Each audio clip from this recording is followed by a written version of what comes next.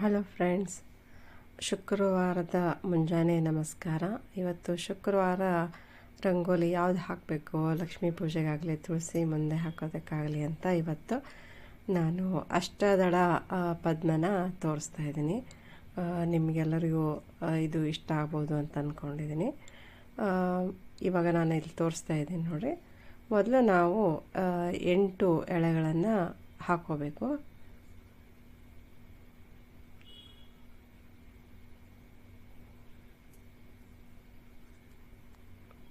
8 line ಆದಮೇಲೆ 3 ಚುಕ್ಕೆನ ಇಟ್ಕೋಬೇಕು. ಪ್ರತಿ ಲೈನಿಗೂ ಅದರ ತುದಿಗೆ 3 ಚುಕ್ಕೆಗಳನ್ನು ಇಟ್ಕೊಂಡು ಹೋಗ್ತಾ ಇರಬೇಕು ಇದೇ ರೀತಿ.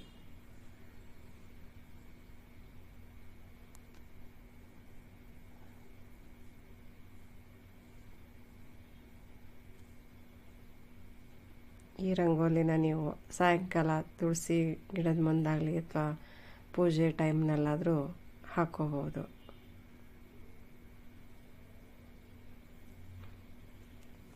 ಈಗ ಎಲ್ಲ ಸೈಡು ನಾವು 3 ಚುಕ್ಕೆನ ಇಟ್ಕೊಂಡಿದ್ದಾಯಿತು. ಈಗ ಫಸ್ಟಿಗೆ ತೋರಿಸ್ತಿದ್ದಾನಲ್ಲ, 2ನೇ ಚುಕ್ಕೆನ ಆ ಲೈನ್ ಜೊತೆ ನಾವು ಈ ರೀತಿ ಕನೆಕ್ಟ್ ಮಾಡ್ಕೋಬೇಕು. ಒಂದೊಂದಾಗೆ ಕನೆಕ್ಟ್ ಮಾಡ್ಕೊಂಡು ಹೋಗ್ತಾ ಇರಬೇಕು. ಆ ಲೈನ್ ಸ್ಟ್ರೇಟ್ ಆಗಿರಬಾರ್ದು, ಸ್ವಲ್ಪ ಕರ್ವ್ ಆಗಿರಬೇಕು.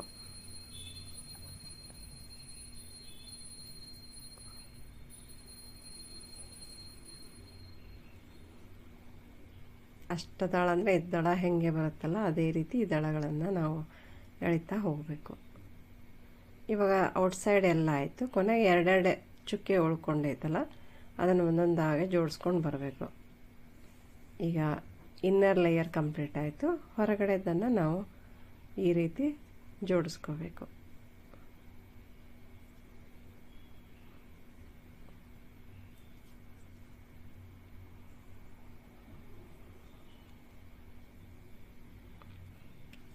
ಈಗ ನೆಕ್ಸ್ಟು ಅಷ್ಟದಳ ಅಂದರೆ ಒಳಗಡೆ ದಳಗಳನ್ನು 8 ದಳಗಳನ್ನು ನಾವು ಜೋಡಿಸ್ಕೋಬೇಕು ಈ ರೀತಿ ಒಂದೊಂದಾಗೆ. ನಾನು ಫಸ್ಟು 4 ಹಾಕ್ಕೊಳ್ತಾ ಇದ್ದೀನಿ. ಆಮೇಲೆ ಎಲ್ಲವೂ ಒಂದೊಂದಾಗಿ ಒಳಗಡೆ ದಳಗಳನ್ನು ಜಾಯಿಂಟ್ ಮಾಡ್ತಾ ಹೋಗ್ತೀನಿ.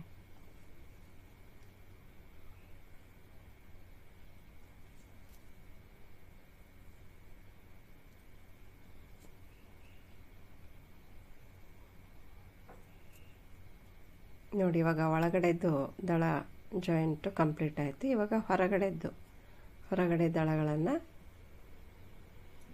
ಲೈನ್ಗಳನ್ನು ಜಾಯಿಂಟ್ ಮಾಡ್ತಾ ಹೋಗೋಣ.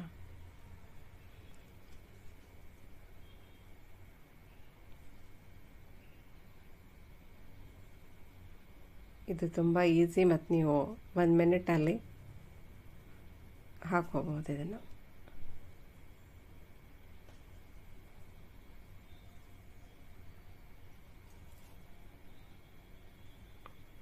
ಈಗ ಎಲ್ಲ 8 ದಳಗಳು ಕಂಪ್ಲೀಟ್ ಆಯಿತು.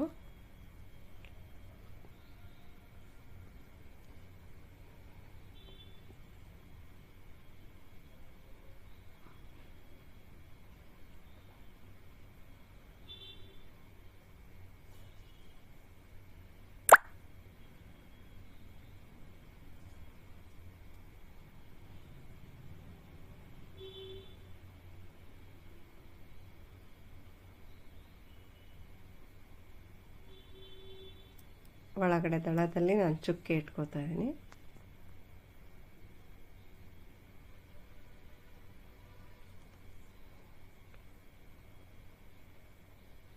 ಇವಾಗ ಸುತ್ತಲೂ ನಾನು ಚಕ್ರ ಬಿಡಿಸ್ತಾ ಇದ್ದೀನಿ.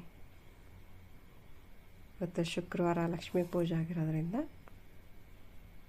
ಚಿಕ್ಕದಾಗಿ ಅಷ್ಟು ದಳದ ಸುತ್ತ ಅಷ್ಟು ಚಕ್ರಗಳನ್ನು ಬಿಡಿಸ್ತಾ ಇದ್ದೀನಿ.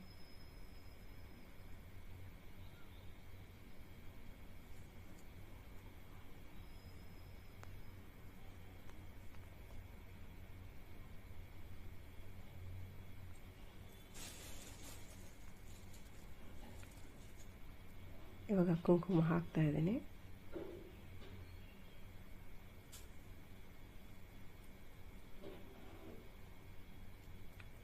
ಇವಾಗ ಈ ರಂಗೋಲಿ ಅಷ್ಟದಳ ಪದ್ಮ ರಂಗೋಲಿ ಕಂಪ್ಲೀಟ್ ಆಗಿದೆ. ಹೋಪ್ ನಿಮಗೆ ಇಷ್ಟ ಆಗಿದೆ ಅನ್ಕೋತಾ ಇದ್ದೀನಿ. ಇಷ್ಟ ಆಗಿದರೆ ಲೈಕ್ ಮಾಡಿ, ಶೇರ್ ಮಾಡಿ, ಸಬ್ಸ್ಕ್ರೈಬ್ ಮಾಡಿ. Thank you.